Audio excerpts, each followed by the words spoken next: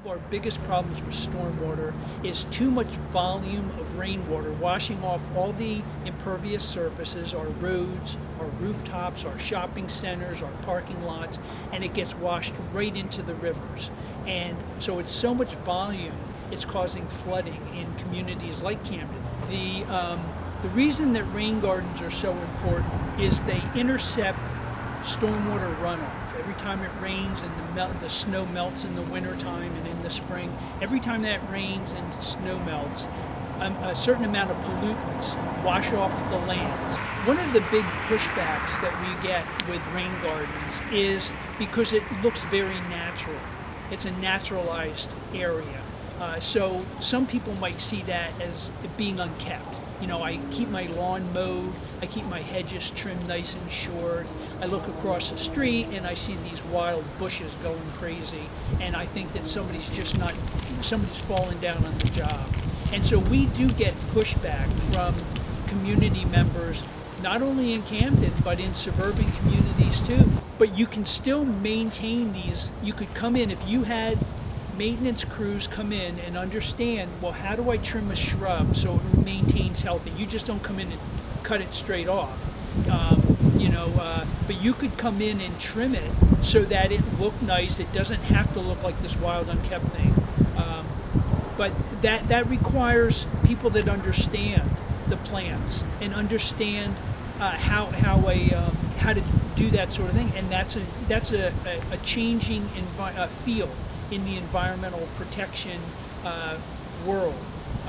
How to maintain rain gardens is becoming, because every town, every city across the country has to manage their stormwater better. So putting in rain gardens is happening not only in Camden, but it's happening in Collingswood, in Cherry Hill, in Haddonfield, in Philadelphia, and San Francisco. So it's a tremendous opportunity for businesses, for small businessmen and women to create the plant selection, because plant selection does make a difference, because you are creating an area where it collects water. So obviously cactus aren't going to be the plant that you want to put in a rain garden. So you want to pick plants that hydrologically have the ability to absorb a lot of rainwater and be in wet weather for a while, but also tolerate dry weather. The other thing that we look at with plant selection is something that's interesting to look at even when it's dark, like it is today. When it's not in the springtime and there's wildflowers, black-eyed Susan and echinacea, and everything's blossoming, it's easy to see this is a beautiful spot. But when it's cold and gray like it is today, you'll see some of the plants in here. We have red twig dogwood and other plants that have a little bit of color, some seeds in it, that the seeds are on the shrubs even in the wintertime. So you have a lot of bird activity coming in and grabbing seeds. The value is that it protects water quality of the rest of the watershed.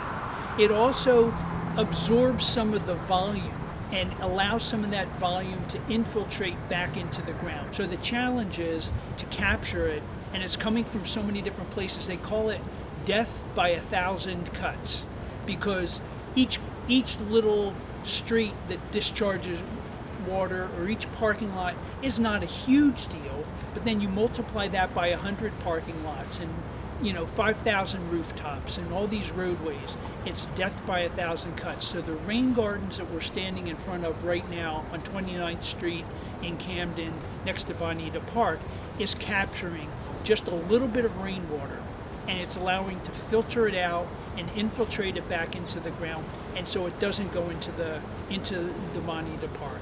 Is it going to fix flooding in Camden all over? Of course not. None of them will. It's one Band-Aid on one of those 1,000 cuts, and that's what these rain gardens are doing.